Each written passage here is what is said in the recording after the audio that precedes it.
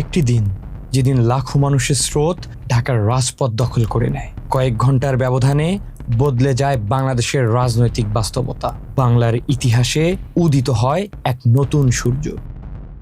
জুলাইয়ে বৃদ্ধি পাওয়া কোটা সংস্কার আন্দোলন, সংঘর্ষ ও প্রাণহানির মধ্য দিয়ে ধীরে ধীরে গণ অভ্যুত্থানের রূপ নেয়। ৩রা আগস্ট কেন্দ্রীয় শহীদ মিনার থেকে বৈষম্য বিরোধী ছাত্র আন্দোলনের সমন্বয়কেরা এক দফা দাবি ঘোষণা করেন। তৎকালীন প্রধানমন্ত্রী স্বৈরাচার শেখ হাসিনা পদত্যাগের দাবিতে উত্তাল হয় সারা বাংলাদেশ। এরপর ৫ আগস্টের জন্য ঘোষণা করা হয় মার্চ টু ঢাকা কর্মসূচি। যদিও প্রথমে কর্মসূচি ৬ আগস্টে হওয়ার কথা ছিল, কিন্তু ৩রা ও ৪ঠা আগস্টের সহিংসতায় বহু মানুষের মৃত্যুর পর তা একদিন এগিয়ে আনে বৈষম্য বিরোধী ছাত্র আন্দোলন। আওয়ামী লীগ, ছাত্রলীগ, যুবলীগের সন্ত্রাসীরা গুলি করে কুপিয়ে প্রায় ৩০-এর অধিক শিক্ষার ছাত্র জনতাকে হত্যা করেছে। আমাদের যে ৬ তারিখের যেই লং মার্চ টু ঢাকা কর্মসূচি ছিল, সেটাকে আমরা একদিন এগিয়ে নিয়ে এসেছি। অর্থাৎ আগামীকাল ৫ই আগস্ট সারা দেশের মুক্তিকামী জনতাকে ঢাকার উদ্দেশ্যে রওনা হওয়ার জন্য আমরা আহ্বান জানাচ্ছি।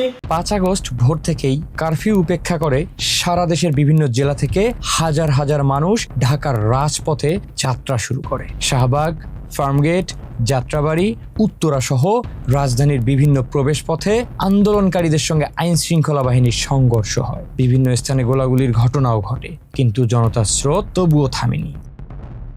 দুপুরের দিকে পরিস্থিতি দ্রুত বদলে যায়। সেনাপ্রধান জেনারেল ওয়াকারুজ্জামান জাতির উদ্দেশ্যে দেওয়া ভাষণে জানান শেখ হাসিনা পদত্যাগ করেছেন। এর কিছুক্ষণ আগেই শেখ হাসিনা তার ছোট বোন শেখ রেহানাকে সঙ্গে নিয়ে একটি সামরিক হেলিকপ্টারে দেশ ত্যাগ করেন। হাসিনার পলায়নের খবর ছড়িয়ে পড়তেই দেশ জুড়ে শুরু হয় উল্লাস। মানুষ রাস্তায় নেমে একে অপরকে অভিনন্দন জানাতে থাকে। বহু মানুষ গণভবনের দিকে এগিয়ে যান। বিকেলে হাজারো মানুষ গণভবনে প্রবেশ করেন। একই সঙ্গে প্রধানমন্ত্রীর কার্যালয় ও জাতীয় সংসদ ভবনের সামনেও মানুষ ভিড় করতে থাকে। দীর্ঘদিন শোষিত হওয়া জনতা দখলে নেয় স্বৈরাচার হাসিনার সকল স্থাপনা। কিন্তু বিজয়ের আনন্দের মধ্যেও শেষ হয়নি সহিংসতা। দেশের বিভিন্ন স্থানে এমনকি সরকার পতনের খবর ছড়িয়ে পড়ার পরেও পুলিশের গুলির ঘটনায় আরও মানুষের প্রাণহানির খবর আসে। ৩৬ জুলাই অর্থাৎ ২০২৪ সালের ৫ আগস্ট বাংলাদেশের ইতিহাসে এক অনন্য দিন।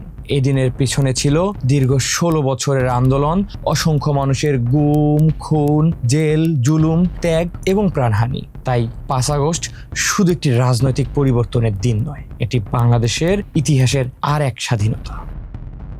ডেস্ক রিপোর্ট, হাসান জিহাদি, মানব কণ্ঠ।